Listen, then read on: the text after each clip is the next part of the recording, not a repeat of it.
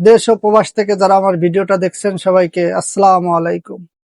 আমরা যারা জীবিকার তাগিদে পৃথিবীর বিভিন্ন দেশে প্রবাসী হিসেবে থাকি, হয়তো ৮-১০ বছর বিদেশ করার পর, হাড়ভাঙা পরিশ্রম করার পর যখন আমাদের কাছে কিছু অর্থ থাকে, তখন আমরা প্রায় ৯০% প্রবাসী খুব কমন একটা ভুল করি।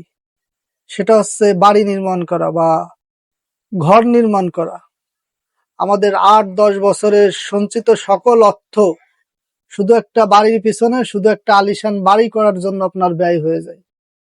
অনেকে তো অন্যের দেখা দেখি বাড়ি করে, অনেকের হয়তো যেটুকু দরকার তার চেয়ে বেশি বিলাসী করতে যায়, তার প্রবাস জীবনের সমস্ত সঞ্চয় তো শেষ করেই আবার ধার উধার করেও বাড়ির পিছনে ঢালে।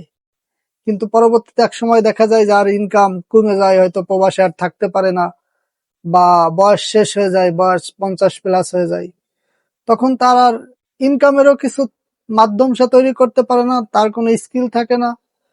সে যখন দেশে যায় অনেক সময় সে না খেয়ে থাকতে হয়, কিন্তু তার কাছে একটা ওই বাড়ি আছে, হয়তো পাকা ঘর আছে, কিন্তু সে খাইতে পারে না।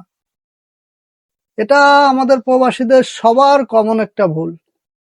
একটা জিনিস মনে রাখবেন ভাই, বিদেশ আইছেন আপনার স্বপ্ন পূরণ করার জন্য, দ্বিতীয়ত আপনার যাতে আর্থিক একটা স্বাধীনতা হয়, আপনার অর্থের জন্য সচ্ছলতা ফিরে আসে, আপনার ইনকাম যেন বৃদ্ধি পায়। আপনি যখন হাড়ভাঙা পরিশ্রম করে এই দেশ থেকে, বিদেশের যে কোনো দেশ থেকে টাকা ইনকাম করেন, সর্বপ্রথম চিন্তা করেন যে আপনার এই পরিশ্রম যাতে কমানো যায় এবং বিভিন্ন খাতে আপনার টাকাগুলো বিনিয়োগ করে যাতে আরো ইনকামের রাস্তা বের করা যায়। যখন আপনার বয়স থাকবে না, যখন আপনার পরিশ্রমের সক্ষমতা থাকবে না, তখন যেন আপনি আপনার বিভিন্ন বিনিয়োগ, ব্যবসা প্রতিষ্ঠান বা বিভিন্ন জায়গা থেকে কম পরিশ্রম করেও বা পরিশ্রম না করেও ইনকাম করতে পারেন, সেই ব্যবস্থা আগে করুন।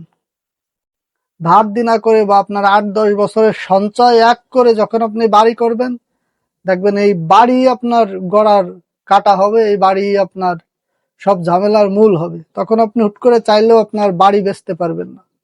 এই বাড়ি ঘর জায়গা জমি এগুলো বিক্রয় করা কিন্তু একটা দীর্ঘ প্রক্রিয়া। আপনি জমি কিনলে সেটা লাভ, কিন্তু যদি শুধু বাড়ি করেন গ্রামে দেখানোর জন্য বা নিজে থাকার জন্য, যদি ভাড়া হয় বা শহরে করেন, ব্যবসায়িক উদ্দেশ্যে বাড়ি করেন, সেটা ভিন্ন হিসেব। কিন্তু আপনি যদি শুধু একটা নিজেরা থাকার জন্য বা মানুষকে দেখানোর জন্য আপনি রং চং করে টাকা ঢাইলে, আপনার জীবনের পরিশ্রমের টাকা ঢাইলে বাড়ি করেন, তাহলে এটা ভাই আপনার সম্পূর্ণ লস প্রজেক্ট এবং একটা ডেট ইনভেস্টমেন্ট।